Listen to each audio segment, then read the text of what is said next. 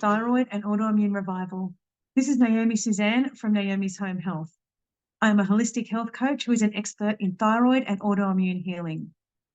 This content is where I share my journey from hypothyroidism and Hashimotos to fully healed through natural healing practices. In this episode, I will be sharing my life prior to my diagnosis.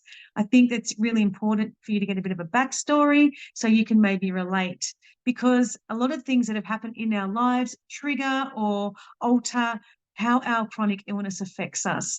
So as a kid, I lived in a very toxic household. There was a lot of alcohol abuse. There was yelling. It was very stressful. I lacked a lot of sleep due to all of this, up in the middle of the night. And I was going to school tired and not learning a lot. I didn't love school anyway. I was there for the social aspect of school. I don't learn the way school teaches. I'm a visual learner, and if I can have something in front of me, I'll learn it really quickly. But to be spoken to by a teacher at the front of the room, I'm just not going to learn. I don't feel that I have a long concentration span either. I probably have a little bit of ADHD. I go from one task to another. So school for me I was good at it, but I could have been a lot better. I was a very, very sporty child. I kept really, really busy with sport. I was really good at tennis, hockey. I played a lot of touch football. Everything I did related to sport. I watched sport. And I was always kept really, really, really busy. I was always on the go doing something, very social. So when I was in year 12, my final year of school, I got glandular fever, which is the Epstein-Barr virus, or mono if you're American. I ended up with chronic fatigue from this, and I was really unwell during my HSC. So it made it very difficult to study, to concentrate on my exams, and I was really unwell. I was just always exhausted, always wanting to fall asleep, and I found it really difficult to get through the back end of year 12. I started to feel a little bit better at the end and started partying, and the year after, I started a diploma in social science, which is child studies, and I just partied all the way through that as well. I got really great marks in that. So I became a preschool teacher. It was really difficult at the time to get a job in preschool teaching, and I was back and forwards in a few months in this job, a few months in that job. I had a job in Sydney, which was 2 hours from where I am. So I was traveling a lot to get to work.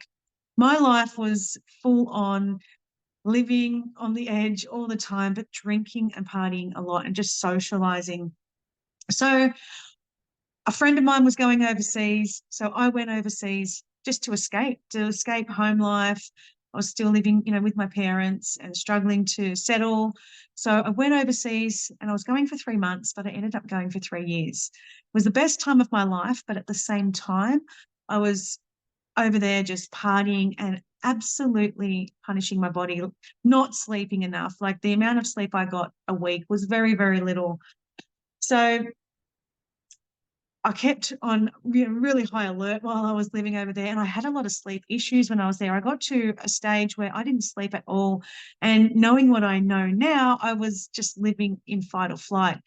So I came home, moved back home to my parents' house, which, again, back into a stressful environment, and I was 26 years old, so feeling like I was back 16 years old, very controlling father, and they didn't allow me to do a lot of things. So I moved out into the city. I was living in a very small country town, moved into the city, and about a year later, I met my ex-husband. So men I tended to fall into were narcissists or very selfish. Not all of them were narcissists, but some of them were. And I've always had very selfish men, very sort of like they lacked empathy and they weren't caring. But the beginning of my relationship with my now ex-husband was really good. Love bombing though, didn't realise at the time. Very good. But within 6 months of knowing him, I fell pregnant with a surprise baby. Beautiful surprise, my daughter. But as soon as I fell pregnant, this is where I saw the change in him.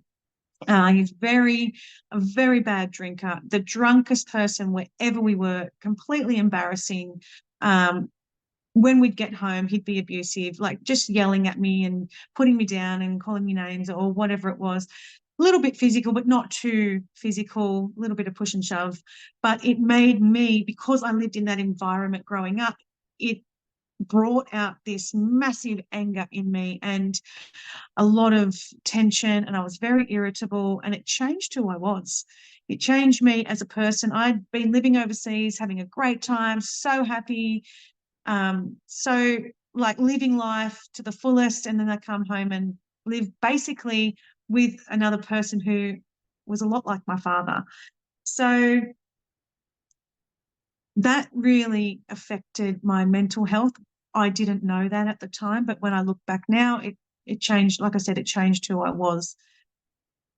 Then when I tried to fall pregnant with my second child, 2.5 years later, it took me a really long time. I could not fall pregnant. And again, knowing what I know now, it was my body was just in such a stress state. And I think I was starting to get this thyroid issue, but I didn't know about it. I was going to the gym all the time. I was running. I was playing Division 1 tennis twice a week. I really just had masses of adrenaline going through me all the time. I'd be at home having full-blown arguments. I'd never been in a relationship where someone would be so aggressive towards me and swearing and calling me names. And it was, arguments were to the, extreme. So I found that really, really difficult. And I think this is why it took me a long time to fall pregnant, but miraculously I did.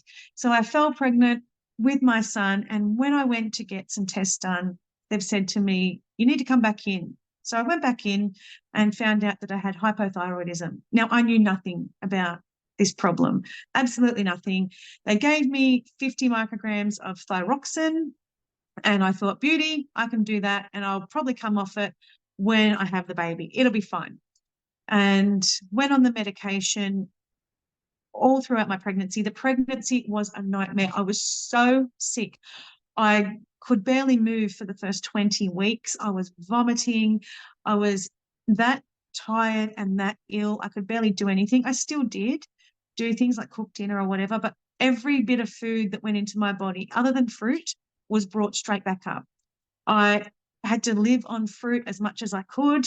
Water, I couldn't even drink water. It just wasn't quenching my thirst. I was constantly thirsty, constantly dehydrated, and still living in a stressful environment with, the husband going out, not coming home sometimes, or coming home blind drunk, vomiting, whatever, living with a child, worse than a child, and being pregnant at the same time in a very, very sick pregnancy. So once I had my son, I still took my medication, went back straight into exercise, back to the gym, back to running, doing all the things. I've got to lose this baby weight. I was obsessed with the baby weight. I barely even had any weight on me because I was so sick when I was pregnant. I was about 54 kilos when I was 6 months pregnant. I started at 58 kilos.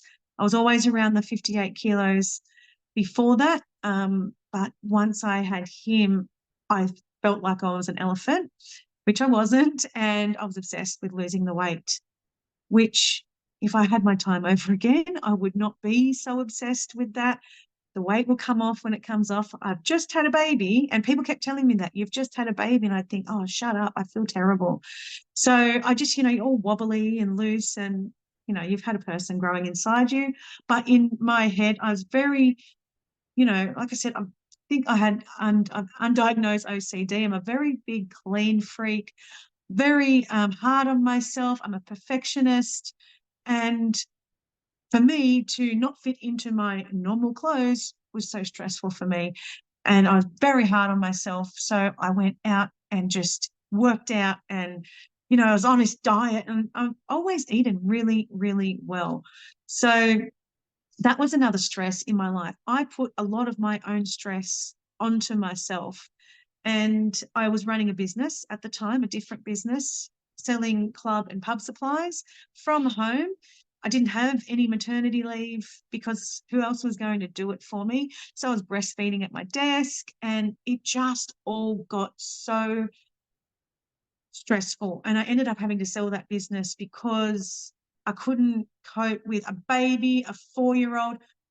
The baby was like, he was crawling at like 4 or 5 months old. Like he's full on, like walking at 8 months. I had a 4-year-old daughter who was exactly like me, on the go, extremely sporty, climbing up the walls. So I had two very active small children trying to run a business from home, and it was and a health condition that I just kept ignoring, by the way, like just keep taking your medication and everything will be fine, right? So I kept on taking the medication and ignoring the fact that I had this condition that I didn't even learn a thing about. I didn't look into it at all. I had no idea what I was dealing with. So I just kept on going along in this highly active, stressful life, and everything had to be perfect. So, which obviously is hard to live with. I mean, as much as my ex-husband was a nightmare, so was I. And living with that would have been very difficult for him. And I did try and bring down the OCD a lot because, everything in this house has a place. And having children taught me to take a step back. And I looked, because my dad is highly OCD. Like you can't have a thing out of place. Like there's carpet in his garage. So I started to think, okay, he was impossible to live with. Maybe I am too. So I had to really work on that. And I did. So when my son was about 18 months old, it was like one day everything exploded in me. Absolutely everything. Like I started to get heart palpitations. I was just sitting there watching the cricket, which is not, exciting or over the top. And my heart started to pound, and felt like it was beating out of my chest, and it was going so fast. And I could hear it in my head. And I thought, oh my God, I'm having a heart attack. And I got my husband at the time to call an ambulance, and they came. And by then the heart had sort of slowed down a bit. And it was like, it gives you full on anxiety because you think you're dying. The ambulance came and said, there's nothing, we can't, there's nothing wrong. We can't find anything. Do you want to go to hospital? I said, yes, take me to hospital. I want to get this checked over. So I got it checked, had things on me, on my heart, on my pulse, all of that, and everything was fine. So I thought, okay, and I ignored that. It happened again, and it kept happening. It would happen a lot at nighttime, particularly when I would go to bed. And when the ambulance came, one of the guys, I knew him, and he said, you're full on into the gym and exercise and sport, right? And I said, yes. And he said, do you hydrate? And I said, well, yeah, I do. And he said, with just water? I said, yeah, because, that's healthy. He said, maybe you need to hydrate with more than water. So I was drinking Hydrolyte, which is full of chemicals and crap. After he told me that, it didn't help, but he was right. I wasn't hydrated enough in the right way. But it wasn't to do with any of that. My body was saying to me, listen, you are not well, and I'm going to throw all these symptoms at you until you slow down and you do the right thing. So I was going to doctors and,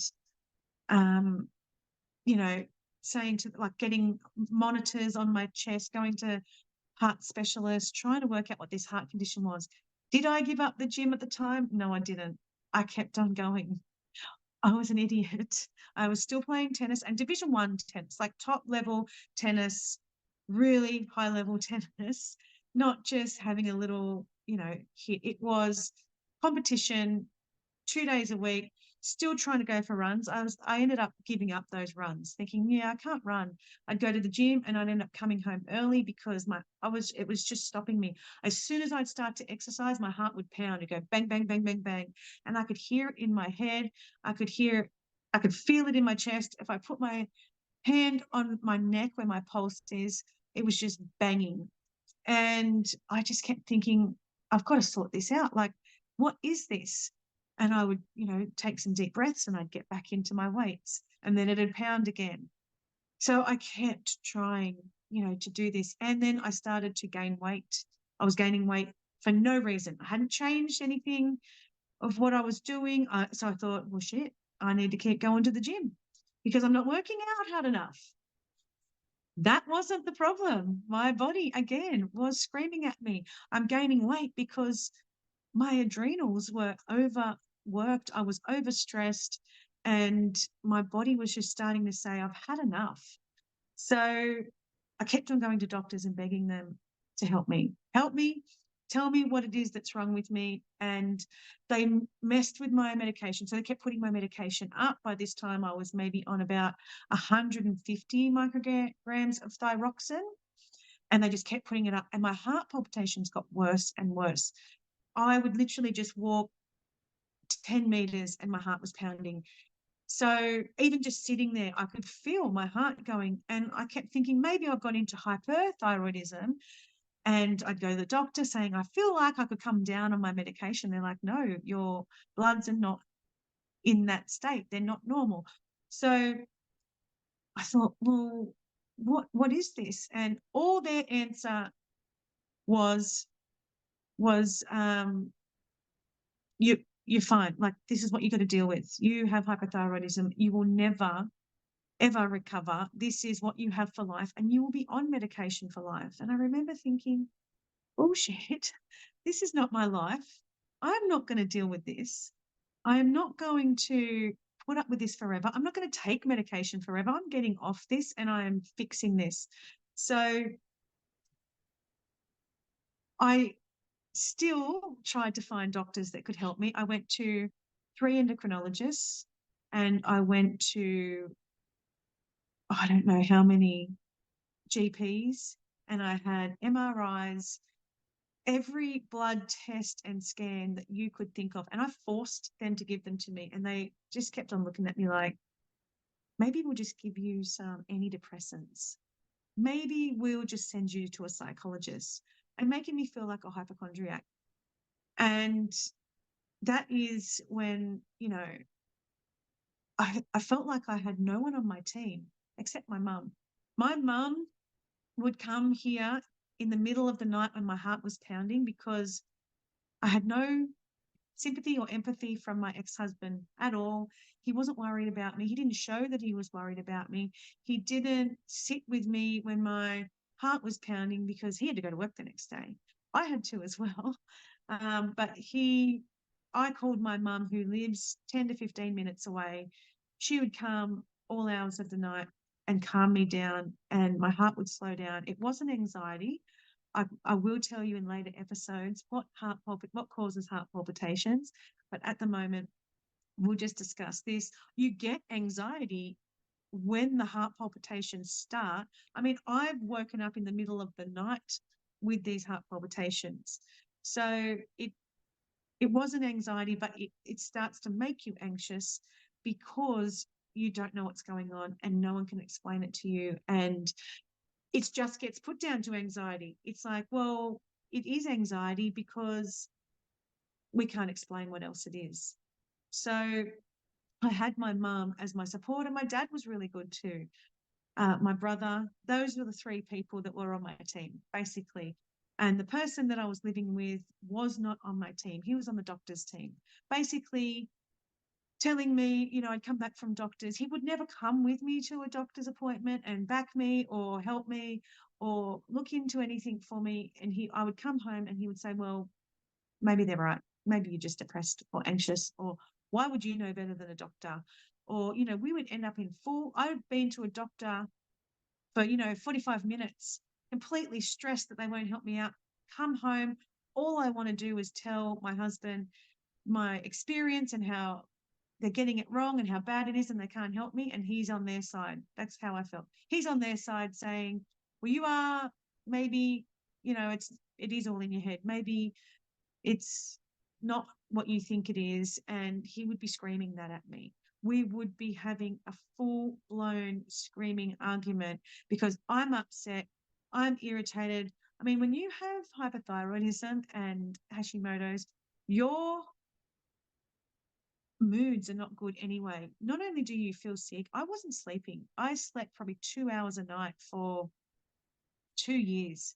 But your everything in your body is falling apart, and it gives you like brain fog and poor memory, and your head feels like it's in a vice. It feels like somebody is squashing it harder and harder every single day.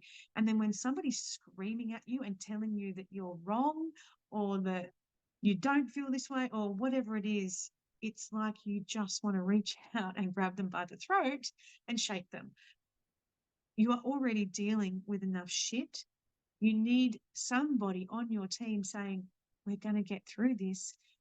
I believe you, and I'm going to help you get that right help that you need, and we'll do whatever it takes. That's what you want on your side, not somebody making you feel even more shit than you do. So this is why support systems are really, really important. If you have a sick friend, support them as much as you can. So